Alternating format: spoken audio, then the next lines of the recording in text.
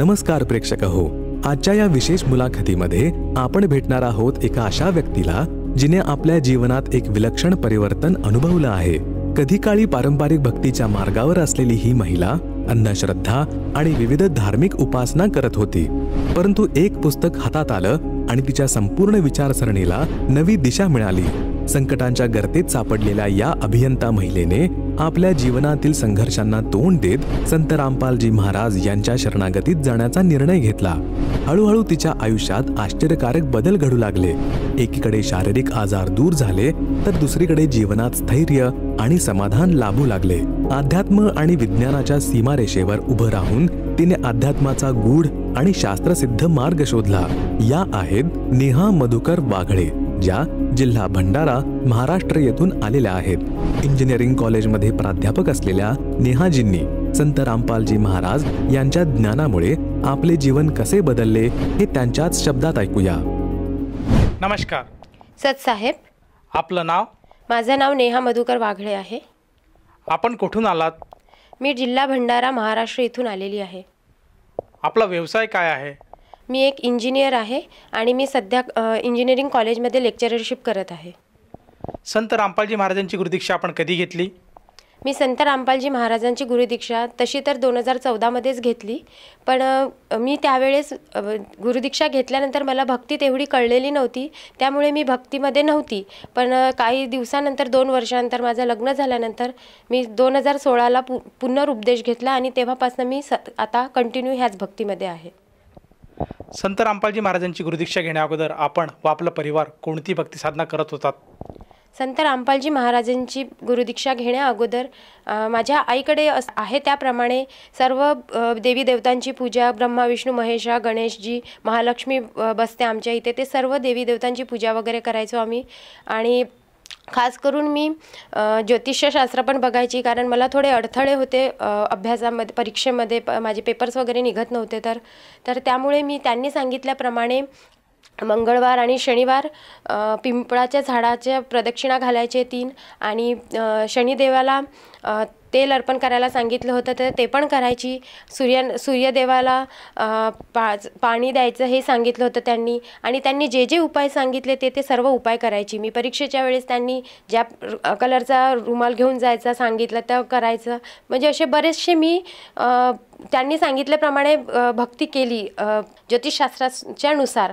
आणि बाकी तर आपले परत मी इंजिनिअरिंगला असताना साईबाबाचे गुरुवारचे व्रत केले 2 वेळा आणि गुरुवार उपास करायची मी। आणि मी 8व्या वर्गात असताना आसाराम बापूजी यांची गुरुदीक्षा घेतली होती आणि मी 5-6 वर्ष तरी त्यांना गुरु बनवलं आणि त्यांचे नामस्मरण करायची। संत रामपालजी महाराजांचं ज्ञान आपल्याला कसं कळालं आणि आपण त्यांच्या शरणात कसे आलात? संत रामपालजी महाराजांचं ज्ञान मला पुस्तकद्वारे कळालं।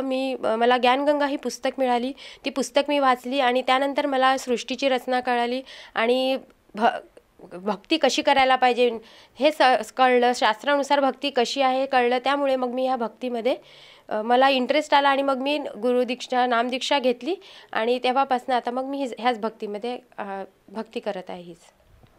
जसं तुम्ही सांगितलं की आपण एक इंजिनियर आहात आणि सायन्सचे आपण विद्यार्थी आहात, त्याचप्रमाणे आज आपण इंजिनिअरिंग कॉलेजला आज प्राध्यापक आहात आणि सायन्स आपण विद्यार्थ्यांना शिकवत आहात, तर मग असं असतानासुद्धा आपण अध्यात्माकडे कशा वळालात? अध्यात्म सायन्स जिथे संपते तिथूनच अध्यात्म सुरू होते, त्यामुळे आपण ह्याचं अध्यात्म आणि सायन्सला सोबत नाही जोडू शकत, कारण आपली सृष्टीची रचना कशी झाली आहे हेच आपल्याला माहिती नाही आहे। सायन्स तर हे नंतर आलेलं आहे ना, सायन्स पण कधी कधी फेल होते पण अध्यात्म फेल होऊ नाही शकत, त्यामुळे माझा तर यावर पूर्णपणे विश्वास आहे। संत रामपालजी महाराजांच्या शरणात आल्यानंतर आपल्याला व आपल्या परिवाराला काय काय लाभ प्राप्त झालेत? संत रामपालजी महाराजांची गुरुदीक्षा घेतल्यानंतर मला सर्वात मोठा लाभ तर हा झाला की मला आध्यात्मिक ज्ञान मिळालं आणि मोक्षाचा मार्ग कळला। जे की बाकी गुरूंद्वारे मिळालेली भक्ती करूनही पूर्ण मोक्ष मिळू शकत नाही, पण संत रामपालजी महाराजांनी दिलेल्या नामाद्वारे आपल्याला पूर्ण मोक्ष मिळतो हे मला कळलं, मोक्षाचा मार्ग कळाला. आणि महत्त्वाचं म्हणजे मला डॉक्टरांनी दम्याचा त्रास सांगितला होता, मला पाठदुखी, छातीदुखी आणि शिंकांचा खूप त्रास व्हायचा, माझा 2-2 महिने खोकला बसत नव्हता. तर मला डॉक्टरांनी आंबट खाणे वगैरे सर्व बंद सांगितलं होतं. पण मी 2014ला गुरुजींची नामदीक्षा, संत रामपालजी महाराजांची नामदीक्षा घेतल्यानंतर मी भक्ती तर करत नव्हती बरोबर, परंतु मला कधी अडचण आली तर मी प्रथम नामाचा जाप सतत करत राहायचे ट्रॅव्हलिंगमध्ये वगैरे. तर मला तो त्रास ॲटोमॅटिकच बंद झालेला जाणवला आणि त्यानंतर माझे रिपोर्ट्स पण नॉर्मल आले, मला कधीच दम्याचा त्रास झाला नाही. आणि 2020मध्ये माझ्यावर खूप वाईट परिस्थिती आली होती, कारण कोरोना होता. त्यामध्ये माझ्या मिस्टरांचा जॉब नसल्यातच होता, कारण पेमेंट बंद झालेला होता आणि मी पण जॉबलेस होती, लहान मुलगा होता, खूप वाईट परिस्थिती होती.